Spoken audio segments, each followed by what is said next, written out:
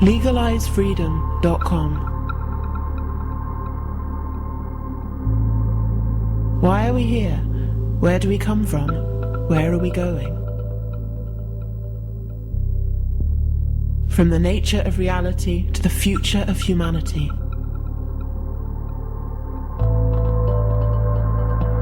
Beyond politics, poverty and war. LegalizeFreedom.com.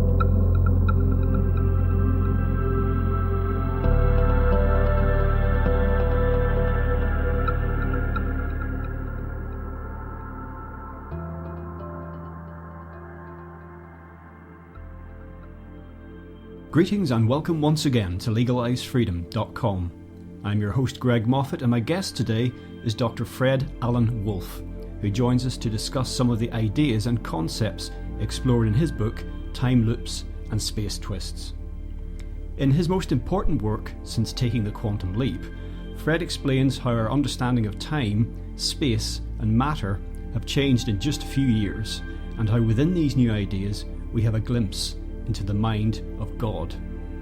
Making comparisons to Hindu Vedic and Judeo-Christian cosmology, he explains how the universal command of the deity, "Let there be light," now takes on a new scientific meaning. Everything is literally made of light, and the reader will learn how quantum physics proves this is so. Quantum physics can be daunting to the layperson, but Fred has simplified and made these abstract concepts very comprehensible. He uses the wisdom from science and challenges our thoughts on religion while reminding us of true spirituality. His approach leads us to a new view of how consciousness and science are related. Hello and welcome, Fred, and thank you very much for joining us today on LegalizeFreedom.com. Thank you very much, Greg. Nice to be on your show. Now, Fred, you've written a number of books concerning quantum physics and the implications of it, and any one of which we could discuss for hours on end. But I thought today we would talk about some of the concepts and ideas set out in one of your books called Time Loops and Space Twists. And you open the book up by highlighting the fact that quantum physics is showing us that the relationship between time, space and matter is not at all what most of us think, nor in fact is the actual fundamental nature of time, space and matter what most of us think. What most of us think is always hard to say. I'm not sure. I'm not even sure I know what I'm thinking most of the time. So the purpose of this book was to weave together a story based upon what we've learned in the last, say, 100 years, maybe more, actually a more shorter period of time, during the last, say, 40 to 40 years, maybe 50 years, of something we've called quantum field theory. And it's a picture which, even though has quantum in its description, is really a very different kind of quantum physics than even the kinds of quantum physics that I've talked about previously or that others have written about. And it's this new twist that comes in through something called a field that makes quantum field theory introduce some really unusual ways of thinking, changing our whole idea about even what is meant by space and time and matter. And this new picture, in a nutshell, can be said very simply. There is no intrinsic out there space, time, and matter, that somehow these things are being continuously created, and specifically through an action of something called a field. All the particles of matter that we see don't really exist as little solid hunks existing out there, but they're popping in and out according to the way bubbles would pop in and out of an ocean that is frothing and foaming in a kind of a storm. So the vacuum of space and time is really kind of stormy, and it's frothing all the time. And this turbulent activity is what gives rise to the seemingly magical, stable existence of matter as we see it. And it's that story that I wanted to tell. And I wanted to tell it in a way is different from the way I usually tell my stories about quantum physics, which is to use metaphor and other types of illustration to make the points clear to a non-scientific audience. I decided to take a chance. I said, okay, if you're going to be reading me, I'm going to presume that you've had at least some idea of what high school algebra is about. If I tell you that x plus 3 equals 5, I imagine most of you will be able to figure out what x has to be. And if you have trouble with that, well, then you're not going to be able to understand my book very well. So I want you to be able to at least understand the simplest algebraic expression and what it might mean. Or in geometry, if you understand that there's something called Pythagoras Theorem, which says that x squared plus y squared equals, well, let's put it this way, a squared plus b squared equals c squared. If you understand the idea that Pythagoras wrote several thousand years ago, and you've seen in high school geometry the so-called triangle theorem of Pythagoras, I expect you guys to at least understand that. Now, if you can get through that, and you have no problem understanding what that all means, then this book is going to be easy to read. But if you don't understand any of that, if you're still at the level of, geez, if you tell me what 5 is, or, if you tell me 5 plus 6 is, I don't know, then don't read this book. So this is not meant for the guys who have no idea what math is about or don't want to think about math. At least I want them, the people to read this book are people that have at least a little bit of math, because with just that tinge of mathematical understanding, a world is unveiled which you would never be able to appreciate or see. It's kind of like saying to somebody, okay, you can listen to a piece of music and hear it play, and if you have no idea what music is, you may not appreciate that there's a big difference between, say, the Beatles and Bach. If you don't know music very well or have any idea, you may be able to hear there's a difference, but you wouldn't really know what is it that Bach was doing that's so different from what the Beatles were doing. But if you know a little bit about music, you can say, oh, wow, I can see this. There's something very different about rhythms, about context, about how notes are intertwined, and the way Bach used music as compared to the way the Beatles composed their music. So this is the kind of idea. If you know a little bit more than my normal reader expectation is, then this book will open up some windows onto how the universe is constructed. Well, I consider myself to be weak at maths, and I found the book very readable. And even though there might have been some equations I had to go over a couple of times, I not actively dislike mathematics, to be honest, but I found it very, very digestible and very clear.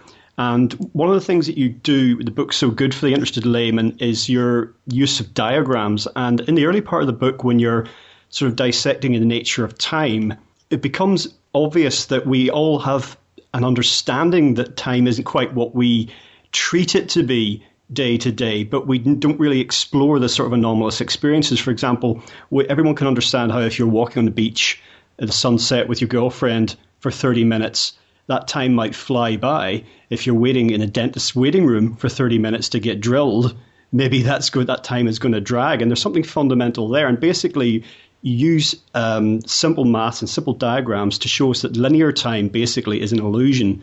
There isn't an absolute now. And I love your expression as well to do with clocks being fantasy. They take us into sort of a fantasy land where everything is ordered and we always know when it's 4 o'clock or whatever it happens to be, and when it's going to be 5 o'clock and when we need to be and where we need to be. Well, the thing is, nobody really knows what time is. So let's first of all get everybody on the right page here.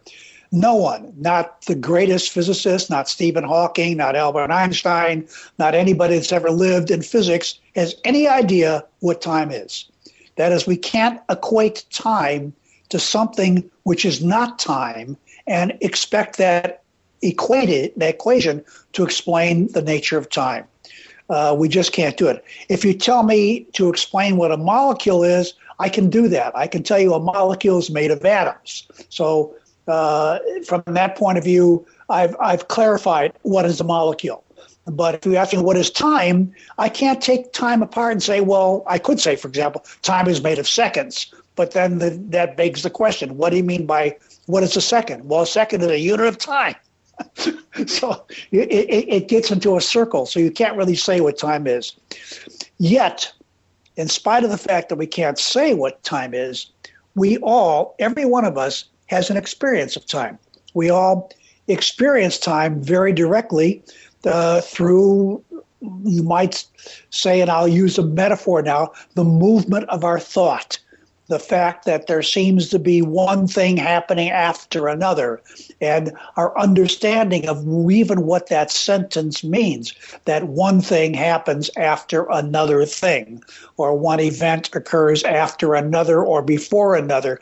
We seem to have a sense of what that means through something we call our personal memories.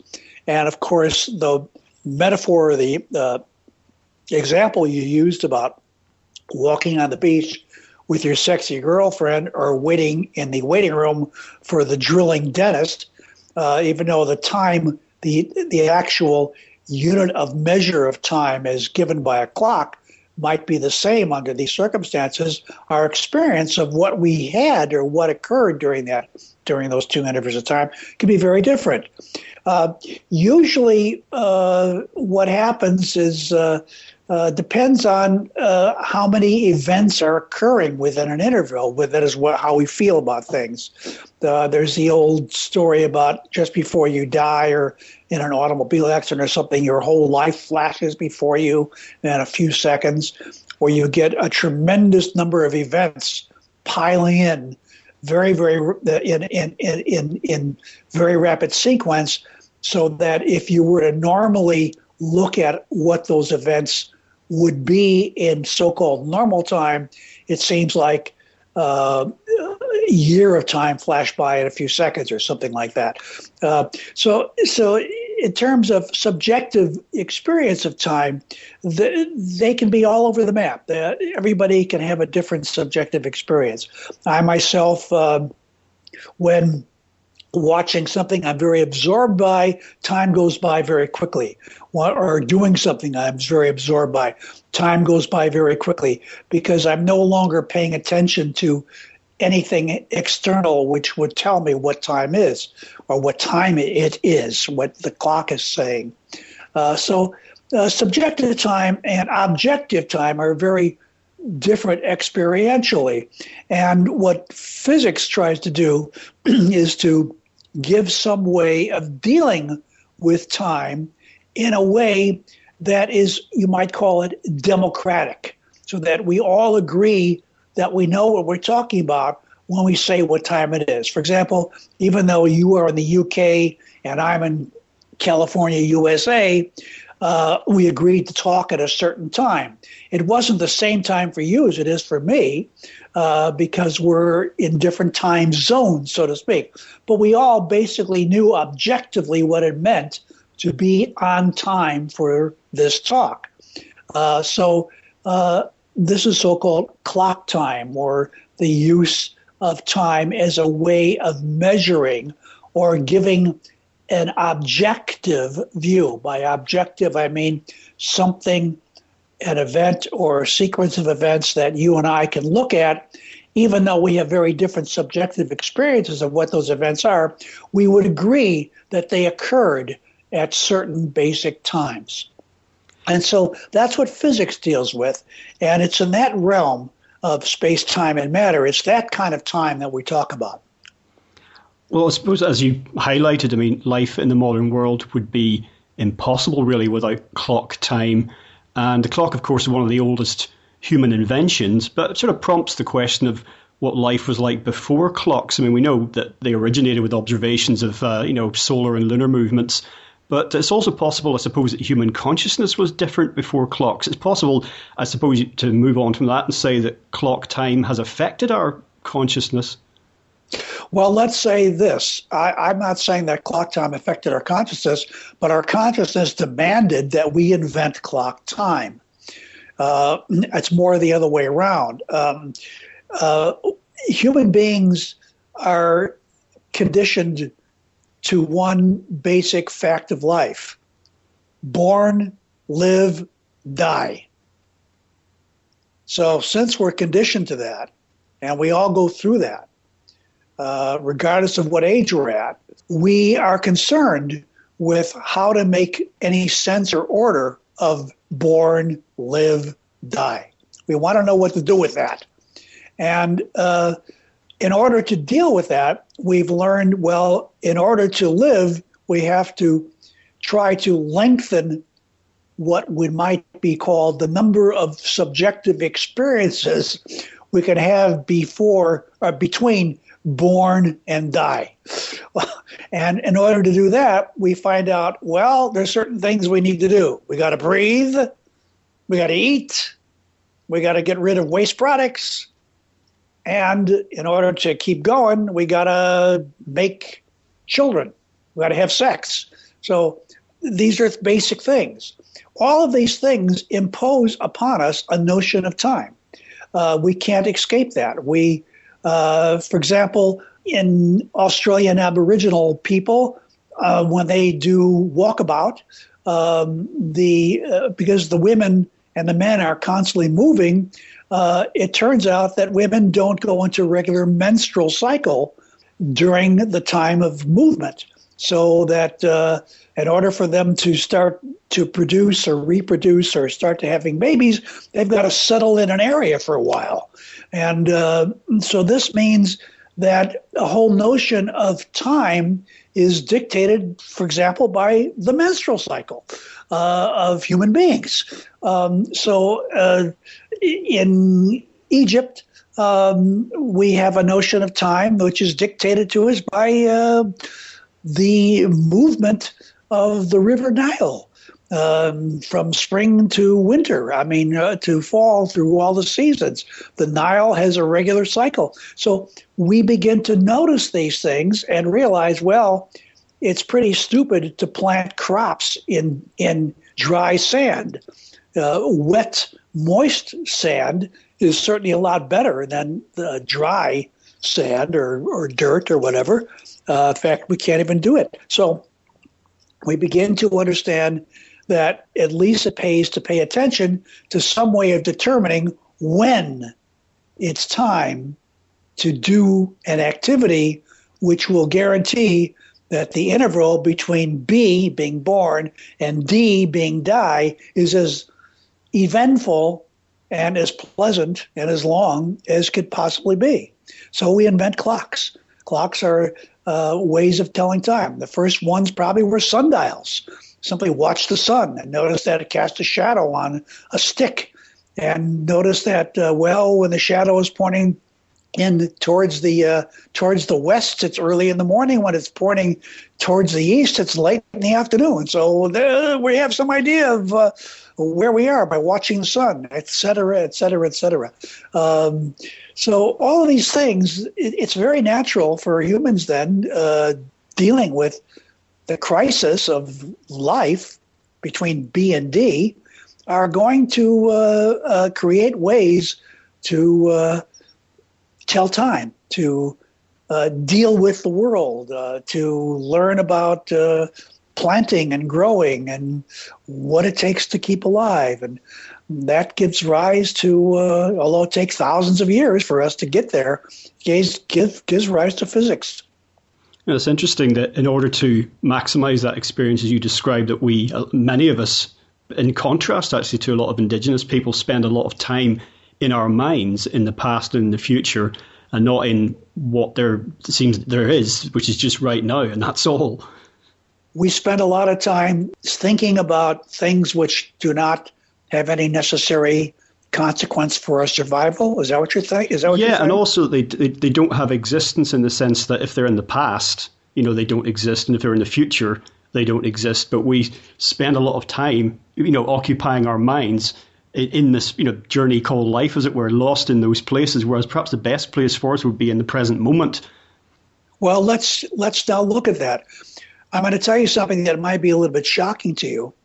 And I want you to understand what I'm saying as clearly as I can make it. There is no such thing as the present moment. If you're saying the past and the future do not exist now, Even the now doesn't exist now. There is no now. In fact, you yourself can't even understand the words I've said without having a past, a present, and a future by which you construct a meaning to the words which I've put into your head through your eardrums. You cannot even understand what I've said now. You only understand what I've said now by reconstructing what I've said now from what I said previous to now and building in anticipation of what I'm going to say next. So there is no such thing as now. There is no absolute now. And that's something that it took us a little while to realize because we got so used and conditioned to thinking about experiential time as the only real time. When we try to talk about what that is, we have really no way of talking about it. For you to have a thought, for you to think, for you to have an experience requires what I call a window of time, a time interval. You cannot specify even where and when the events that you call occurrences of whatever you think is happening to you, you can't even say when and where and exactly when they actually occurred.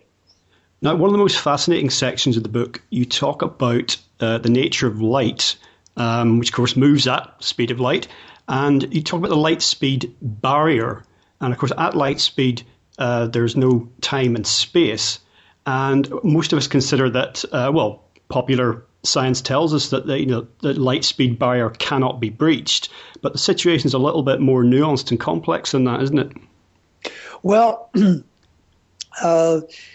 the question really, or the clue or the way of understanding what you just said lies in one word, the word breach. Breach implies starting from someplace and getting to someplace else, going through some kind of hurdle of some sort, going from A to B, or going from, say, A to C, you have to first get to B, A, B, C. So breach is the key word here. When you look at what we've learned from relativity theory, what it's taught us very basically, this is called, by the way, classical relativity theory, and this I have to make a distinction here between what's classical and what's quantum. When we're talking about classical relativity theory, we're talking about a world in which there are objects which have properties like mass or charge or whatever, or momentum. These are real properties of things we see.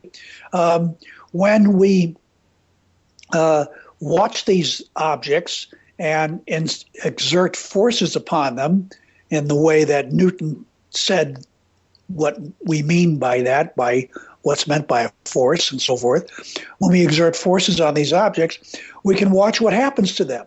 And as a result, when you exert a force on an object, it starts to move. And if you continue to exert a force on the object, the object will move faster and faster. It will accelerate, because a force produces acceleration of an object. So the question then became, well, can I get an object accelerating so quickly or so fast or with such great magnitude that eventually it speeds up to beyond the speed of light? And in so-called classical or Newtonian physics, that answer would be, of course you can. There's no limit to how fast you can go. You can go to infinite speed because in Newtonian physics, light plays no role. It has no particular role. It doesn't act as a barrier of any kind. It simply is another speed. With Einstein, there came a new recognition about light, and namely that it seemed to be a limitation. It seemed to be indicating that that matter itself could not be pushed or accelerated to reach a speed that would exceed the speed of light. That is, if you kept pushing on it, well, what happened to the piece of matter wasn't that it would necessarily start increasing its speed, it would start increasing its mass, or its momentum would keep going up, because momentum is mass times velocity, but the velocity would just, what is called asymptotically, that is, very slowly approach the speed of light, but never actually reach the speed of light. Meanwhile, the mass of the object would keep increasing on and on and on and on, as large as it could get, depending on how much energy you put into it. So this brought the birth of what we call the atomic age, E equal mc squared. That energy goes into matter, not necessarily into speed. And this is where this is a cornerstone of what is called quantum field theory. It's the basis by which we now understand that energy and matter are really different forms of the same kind of stuff. Well, we'll talk more about the light speed barrier in a moment. But I don't know if you're aware of a scientific group called the 100-Year Starship Group. There were some popular articles about them recently. It's basically run by a former astronaut and funded by DARPA.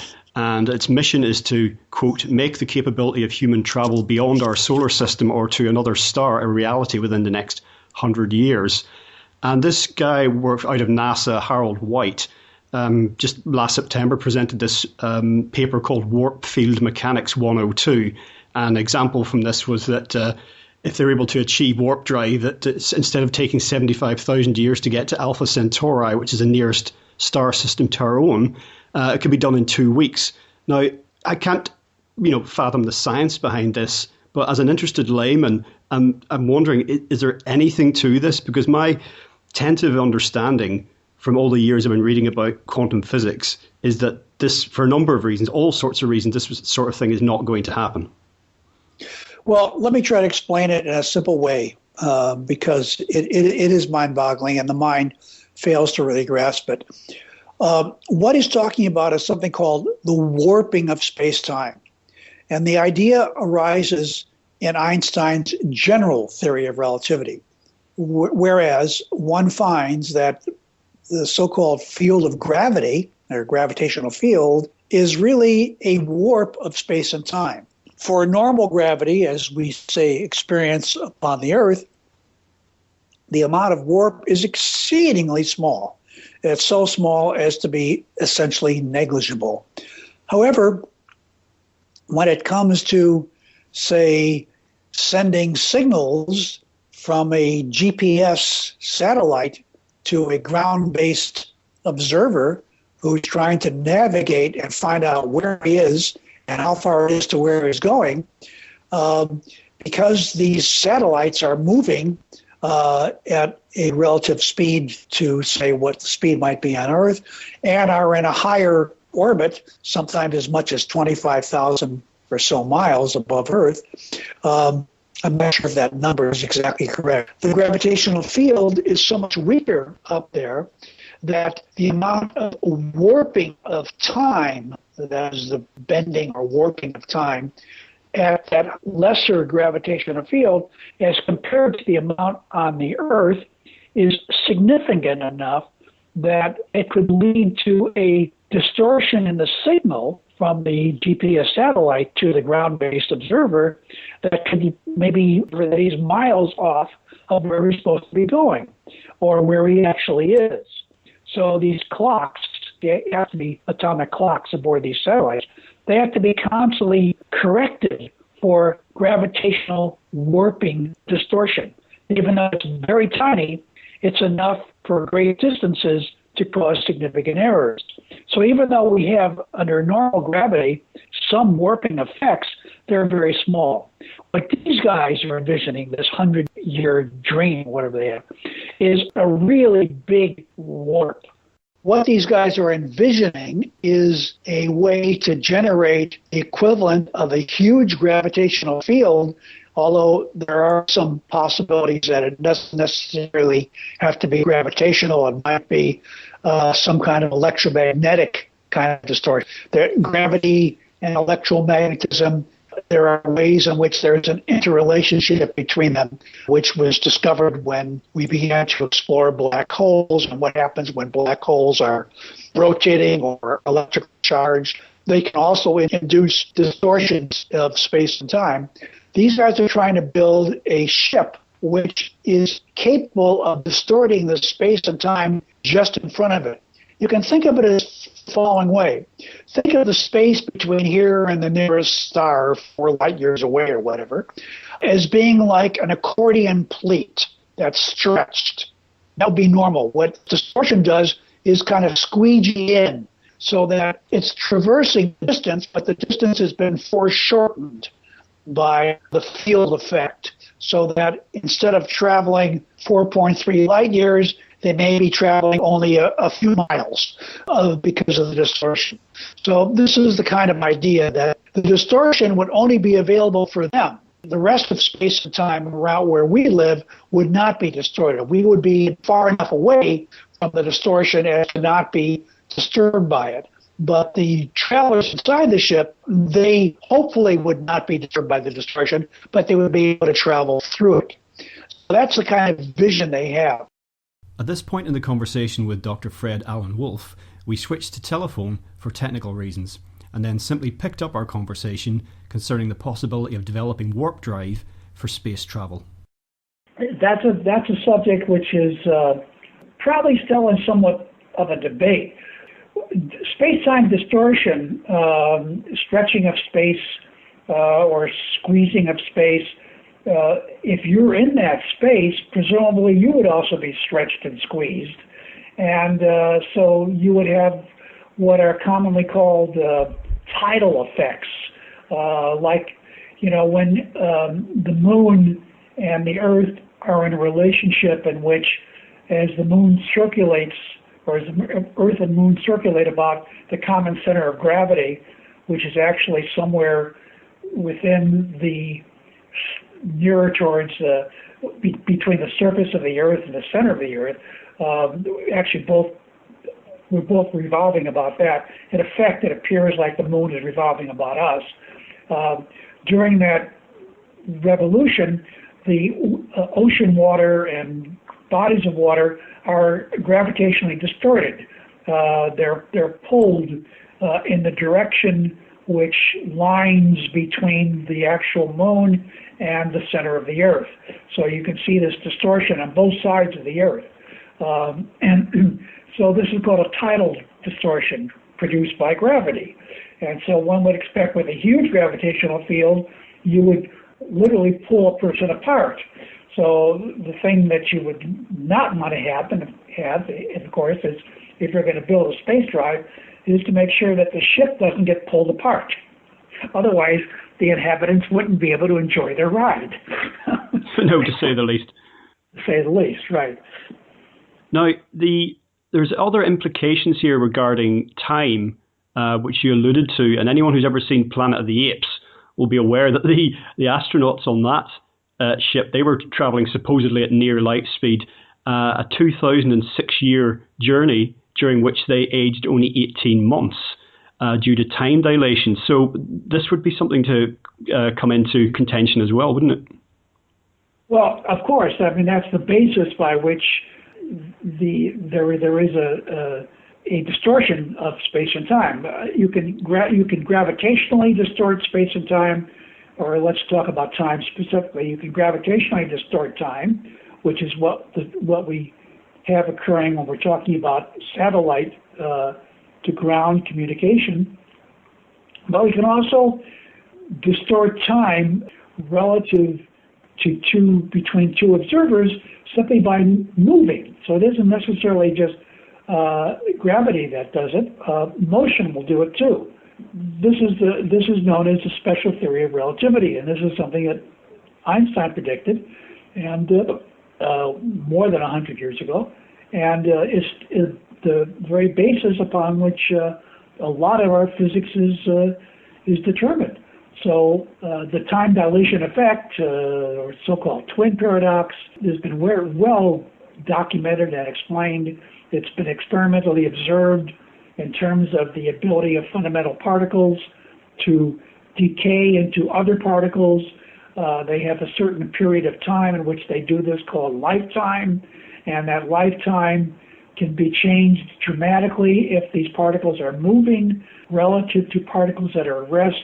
Particles at rest might decay in say, a millionth of a second, a microsecond, whereas if they're moving, that same decay might be extended to a factor of 10 or 12 microseconds. Muon decay has been measured experimentally in a number of experiments, and the moving muons relative to us decay slower. And what's going on here is that even though their lifetimes appear to be longer relative to our viewing, as far as they're concerned, their lifetime is exactly the same as it always has been. In other words, what is 1 microsecond or one period of time for a moving observer can be longer or even shorter for an observer who's at rest relative to them. In usual cases, we're talking about somebody at rest. The rest observer will always observe the longer period of time compared to the moving observer. So this is a basic tenet of relativity theory. This is where the idea comes about, where time disappears for light. As something moves closer and closer to the speed of light, a period of time, let's say 1 second, takes a longer and longer time interval as measured on, say, the Earth. If something is moving 0.999999 and whatever billion nines after a point, the speed of light, it might take 1 billion years for 1 second of its time to actually pass. To the point when you say right at the speed of light, what happens? Well, since it takes infinity, there's actually no time actually passing. I mean, time just is no longer a consideration for particles that move at the speed of light, and there are particles that do that. They're called photons. Now, moving beyond that, another fascinating section in the book is where you deal with virtual particles, tachyons, in fact, and that entire realm, and some of the implications for that. Well, the notion of tachyons has been in physics for quite a long time. The question that naturally arose was, can we ever observe them? And the answer seems to be no. They don't seem to be observable, although one really can't precisely say why. What they seem to be are something called virtual particles. That is, they are particles which appear between an initial event and a final event. Initial event meaning something occurring that we can determine, and a final event being something that occurs that we can determine or measure. That between those two events, in order to explain how one event is causally connected to the other, we have to bring into existence the possibility of these virtual particles which can be moving at tachyonic speeds, that is faster than the speed of light. My whole book, a good part of my book, goes into explaining that in a very more methodical way that I can do over the air. But the basic idea is that you can't really have the observable universe that we have, which we've determined has both matter and antimatter, that is, electrons and, for example, positrons existing, if you do not have these tachyonic movement occurring between events, which constitute electromagnetic events of some sort.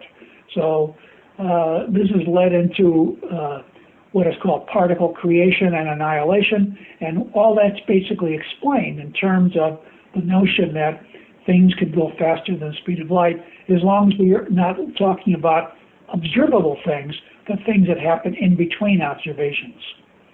Now, one of the most mind-blowing concepts in the book is that of retro-causality, of observations now determining what the past had to be. And one of the speculations that has been made is, did observers cause the Big Bang to happen, for example, in retrospect? And this is also the concept of delayed choice, which, as you highlight in the book, has been experimentally verified. So perhaps you could say something about that. Well, again, the thing that you must keep in mind is that in quantum physics, in order to determine a relationship between two events, we have to calculate. In order to make those calculations, we have to make a model of what is occurring, and that model has to be mathematical, and the mathematical constructs which take us from the initial event to the final event, in order to understand them better, we draw pictures. We say, well, here's what that means. And in the case of the delayed choice experiment, what you have is something which is very mysterious. You have an initial event, which is, say, a particle, a photon being emitted, say, at the time of the Big Bang or whatever, and a final event being somebody on Earth measuring that photon landing into some kind of measuring device.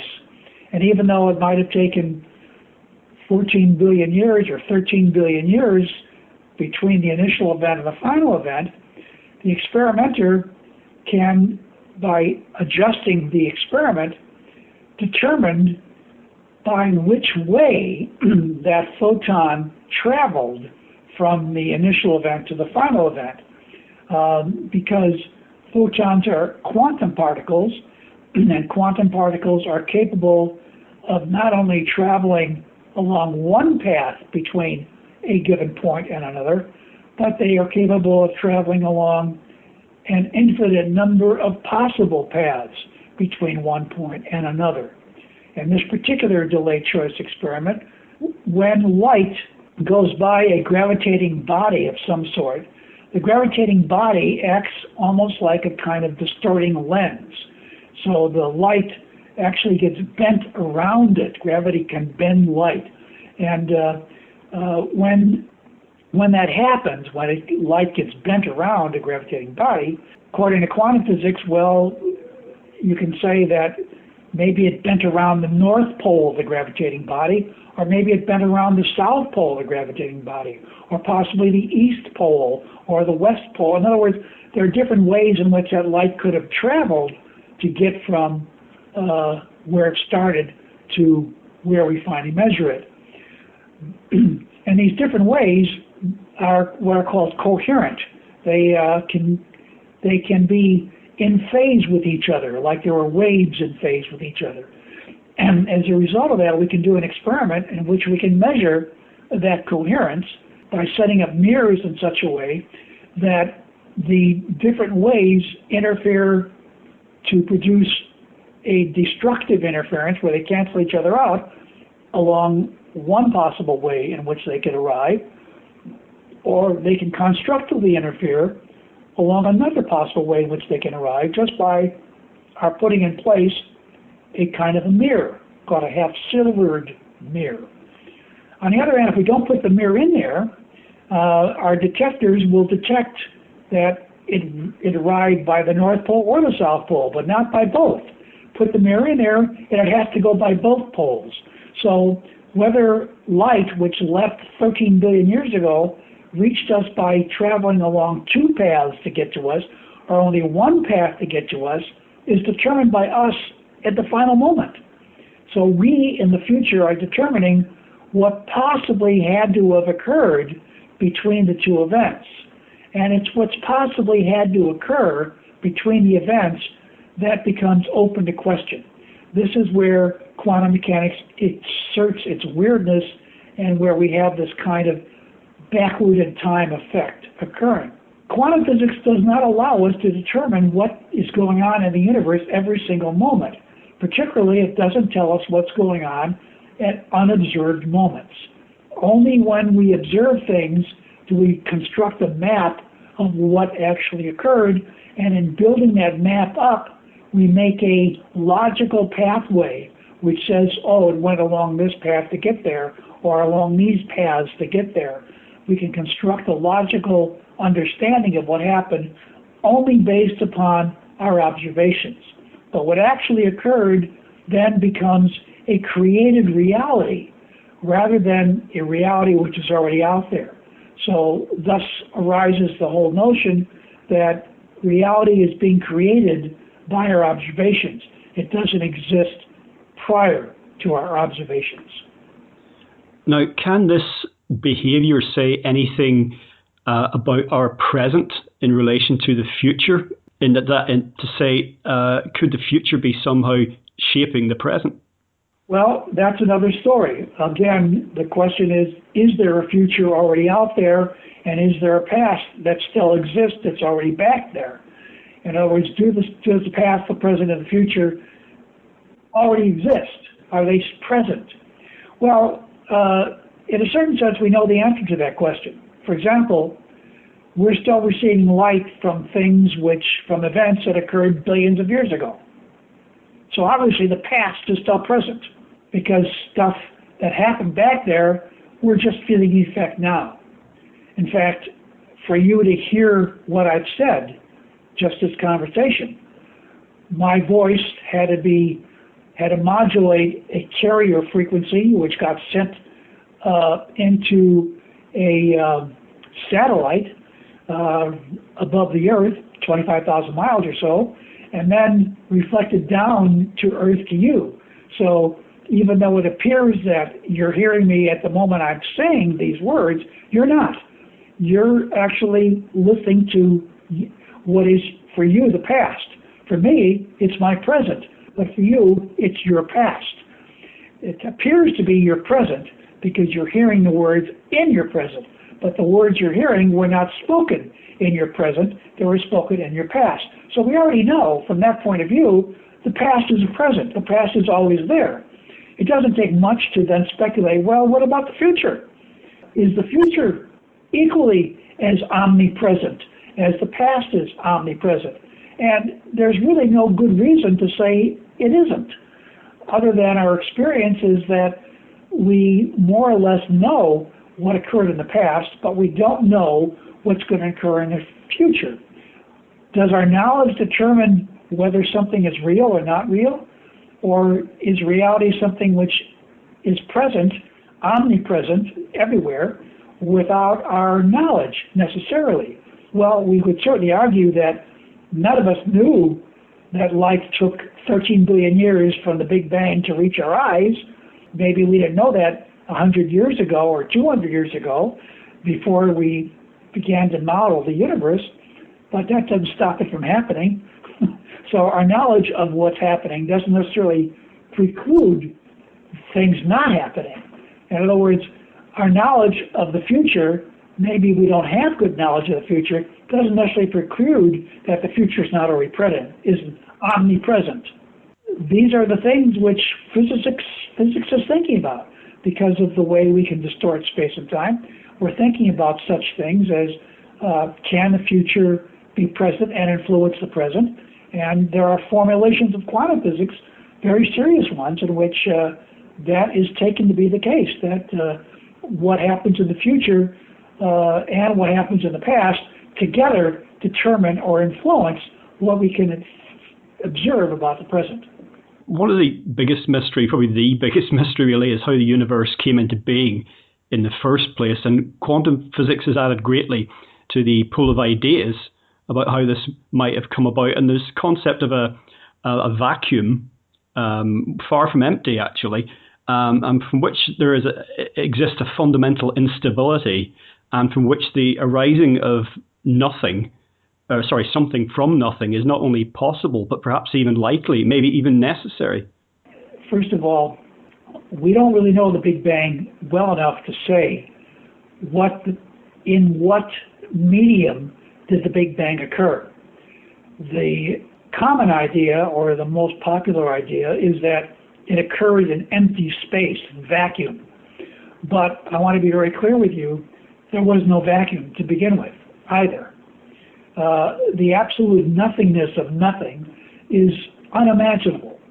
But it wasn't a vacuum, because a vacuum, as we understand it today, is a very lively thing. It's not just a dead thing. It's not just empty space.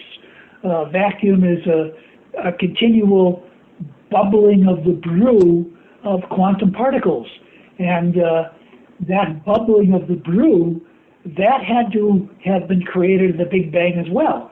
So the Big Bang not only brought into existence the universe, it brought into existence time and space and matter and the vacuum in which time and space and matter can be said to exist. Now, perhaps the most profound part of the book comes towards the end when we're discussing the origin and role of mind in the universe. The idea that mind does not originate in the brain, consciousness does not originate from our physical brains, it is in fact universal. And this idea relates to the realm that we spoke about earlier, the beyond the light speed barrier. Yes, well, that's a huge speculation on my part.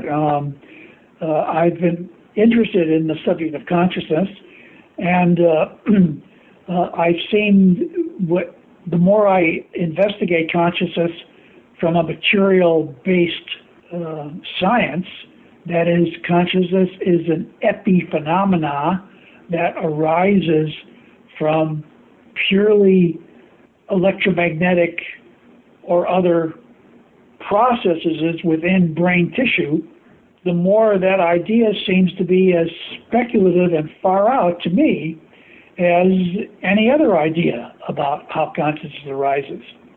The question is, clearly, we don't have an experience of consciousness without our brains and nervous systems. But is the brain the only place where consciousness exists? The answer seems to be no. One can argue, for example, that right now, if I asked you to raise your left toe and tap with it on the floor, you pretty well are doing that. And if you notice that you're feeling your left toe on the floor, you're not feeling it in your head at all. So would you argue then that the consciousness of your left toe is in your brain? Well, you could argue that, but that, as far as you're concerned, is pure speculation. Your experience isn't telling you your left toe is in your brain. Your experience is telling you your left toe is not near the floor, maybe a couple of feet from your head at all. So does consciousness only occur in the brain? Well, depending on what you want to call consciousness, I would say this simple demonstration tells you it's not. When you look outside at an object going by you, you certainly are conscious of it, but would you say that what you're observing is only occurring in your brain? Well, you could say that, but you obviously can experience the car roaring by you and getting your feet out of the street and minding your gaps as you stand in front of the underground system in London in the tube, that speeding subway car is definitely not just in your brain. It's got to be out there, and your consciousness of it, you could argue it's in your brain, but it's just like tapping your toe on the floor. It's just as much out there on that car as it is in your own head. There's no way to actually pin down and say my experiences are mine and only occurring in my brain. Of course, if you knock your brain out, if you put it under anesthesia and do stuff like that, you no longer have experiences of consciousness. That's true. And one could then argue, well, that proves that consciousness is occurring in the brain. No, not any more than you can say turning off a radio, turning a dial, or turning off your TV set proves that the television programs are originating in the television set. They're not. Your brain may be just some kind of a accentuated receiver which allows you to filter and determine the experiences. So you see, when it comes to the origin of consciousness, there isn't a being alive on this planet or anywhere else that I know of that really knows what the heck he's talking about or she is talking about. They simply don't know, and they're speculating. And the problem is that more speculative credence to people who have so-called scientific know-how than we do to people who are maybe more philosophically minded. So this is my point. It may be that what we're really looking at is consciousness as a universal phenomena that occurs everywhere, and that we are picking up on it through the filter mechanisms of our brains and nervous systems. Well, Fred, we've really only begun to skim the surface of these many fascinating areas. But perhaps before we wrap up for today, I'd just like to suggest that people do delve into your work and explore it and what it's revealing to us about the nature of reality and unreality. Because for my part, I mean, I don't think we can contemplate these mysteries and then still look at the world and life in the same light. And I think that it's demanding, the new science, if I can call it that, even though it might be 100 years old, is demanding that we see humanity, perhaps our destiny, differently, and that calls for us to live differently. And I think that's the overarching message of your book, which I took away. Well, I think it's very important to realize that there are mysteries abound, and living in these mysteries, for me, makes it exciting, because with new discoveries that are coming in from time to time, they tend to introduce new understandings of these mysteries, and at the same time, they bring us into deeper mysteries. And to me, this gives me what I would call a spiritual point of view. I don't think you can escape it. If you declare yourself to be a true scientist in any way and do not have a spiritual basis, you in some way have cut yourself off from questioning even your own understanding of the way the universe works. And so I would say that you need to cultivate a kind of an appreciation of mystery, or if you will, a kind of spiritual understanding. It doesn't mean you necessarily have to believe in some supremo being, a god or whatever, but you certainly have to have some understanding that as a magnificent and as tragic and as beautiful as this existence is, it is amazing that it is at all. And to say that one knows or understands why it is the way it is, in my opinion, to be a complete fool. Because nobody but a fool would say that. And there are people, quite good scientists, who write books claiming they understand it, and frankly, they're just fools, fooling themselves and fooling other people into believing that they have the answer. The answer is, we don't know. And I think that's a great place to be and a great place to live in, to understand that anything new is possible, new discoveries are possible, new ways of existing are possible, because we don't have a final answer and probably will never will. I think that's a wonderful note on which to end. Now, Fred, your books are widely available from all the usual outlets, but perhaps you'd just like to share with listeners your website and anything else you'd like to share. Well, my problem is that I haven't been keeping up on my website, but my website, where you can find everything I've put up there up to now, is called fredalanwolf.com, and it's just a matter of looking me up on the web. It's a pretty simple website, pretty simple to find. If you know how to spell my name, you can find me on the web. There's many places. I have YouTube videos, I have audios. You can download free papers from my website. So there's multiple ways in which you can experience the things that I produced. Excellent. Well, Fred Alan Wolf, thank you very, very much for joining us today on LegalizeFreedom.com. You're very welcome. Thank you. Well, folks, that's it for another week. As always, thank you so much for listening. If you enjoyed the show, please check out the website, LegalizeFreedom.com. That's legalize-freedom.com. And there you'll find an archive of programs on many equally interesting and important topics. Until next time, I'm Greg Moffat, and you've been listening to LegalizeFreedom.com.